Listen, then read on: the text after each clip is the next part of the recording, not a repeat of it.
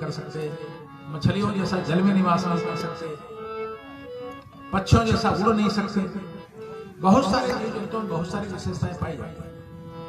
मोर जैसा नृत्य नहीं कर सकते, मोर जैसे सुंदर, उसके पंख जितने सुंदर होते हैं वैसे हमारी सुंदरता नहीं है। आपने कोयल का स्वर सुना? कोयल कूकती है तो कितनी मीठी आवाज, कोई बहुत सुंदर गाता है, बड़ी अच्छी आवाज होती है तो उसे कंठ कोकिला कहते हैं, लेकिन कोयल की आवाज तो बहुत मधुर होती है। तो मनुष्य से कई सारी अलग अलग विभूतियां, शक्तियां अन्य जीव जंतुओं में, बिच्छू छोटा सा होता है लेकिन उसके डंक में कितना जहर भगवान ने भर दिया। समुद्र की व्हेल मछली होती है, वो इतनी विशाल होती है कि पूरा हाथी उसके मुंह में अंदर चला जाए ऐसे। तो अगर हम तुलना करके देखें तो मनुष्य बहुत पिछड़ा हुआ प्राणी था शारीरिक दृष्टि से, लेकिन कौन सी ऐसी बात होगी जो सारे महापुरुष लिखते हैं कि बड़े भाग्य मानुष तन पावा?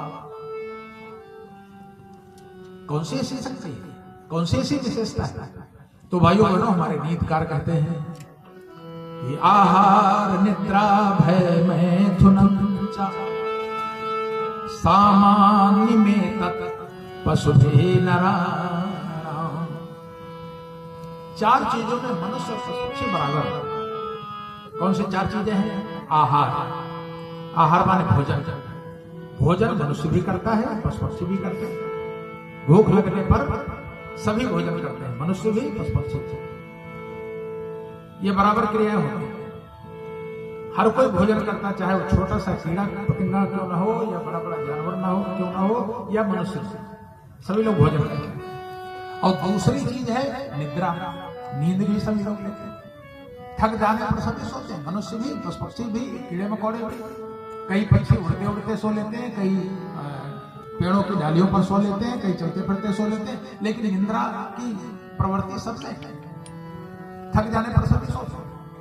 और तीसरी चीज है भय, आहार निद्रा भय।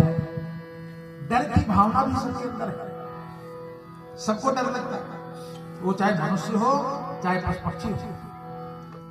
अपने से बलिष्ठ को देख करके सभी डरते हैं। शेर इतना खूंखार है, इतना ताकतवर है, लेकिन बहुत सारे कुत्ते मिलकर जब शेर को घेर लेते हैं तो शेर भी दुम दबा करके भागता है। इसका मतलब है कि डर की भावना है उसके अंदर। अपने से बलिष्ठ को देख करके सभी डरते हैं। और चौथी चीज है आहार निद्रा भय मैथुन। वंश वृद्धि की परंपरा, ये सभी मनुष्यों में भी और पशु पक्षियों में। सामान्य में तक पशु ही नारायण। सामान्य रूप से चार क्रियाएं सभी लोग करते हैं। तो फिर मनुष्य के अंदर कौन सी ऐसी विशेषता है कि ये कहा गया बड़े भाग्य मानुष तन पावा? अगर ये बहुत सारी विशेषता थी तो ऋषियों को लिखना चाहिए, विद्वानों को लिखना चाहिए, बड़े भाग्य शेर तन पावा, बड़े भाग्य हाथी तन पावा, बड़े भाग्य घोड़ा तन पावा। ये क्यों लिखा बड़े भाग्य मानुष तन पावा?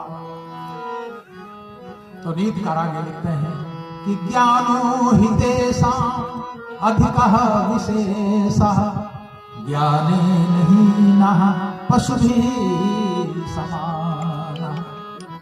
केवल ज्ञान, केवल बौद्धिक क्षमता, केवल विवेक, सोचने की शक्ति, ये मनुष्य को अन्य प्राणियों से अलग करती है।